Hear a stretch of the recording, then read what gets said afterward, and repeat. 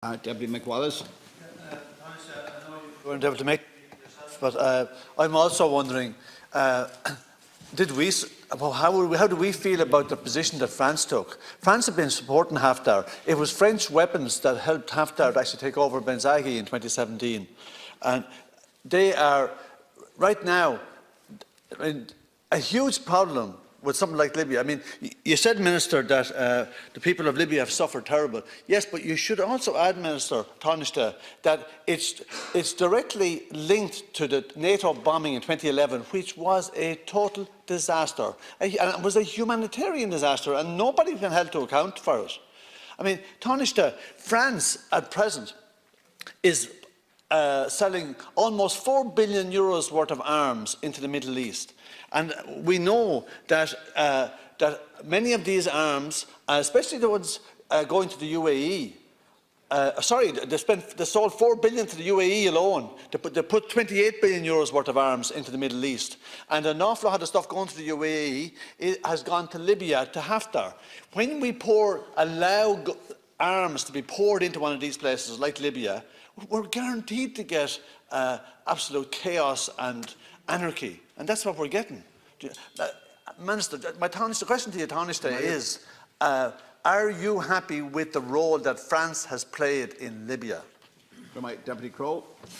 The World Health Organization said that at least 174 people have been killed and 758 have been injured for the battle and control of the Libyan capital. Many of us would see that Libya would look at Libya as a failed state.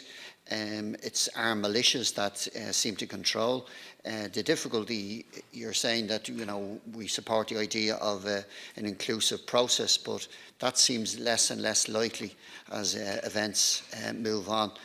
We've seen that Haftar believes that there's a military solution, and part of the difficulty, of course, is that we have different states supporting that aim of a military solution.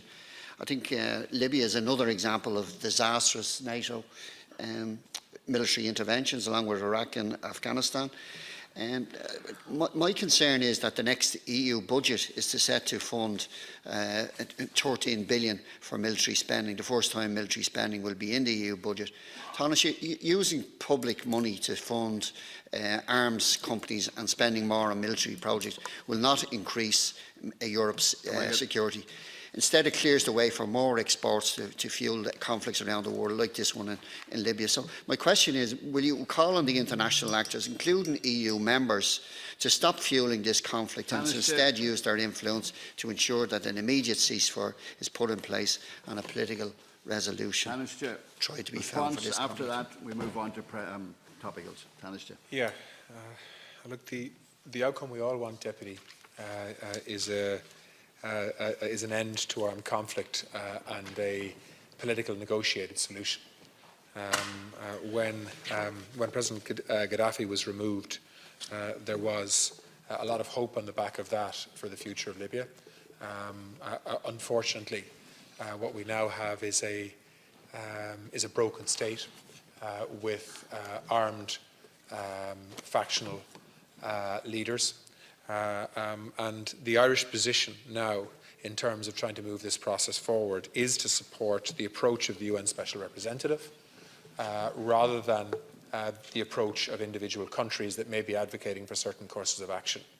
The whole point of having a UN Special Representative is to try and have a clear international role for the international community, which is the position that the EU is collectively supporting now, and is the position that the Irish government also supports. Very good.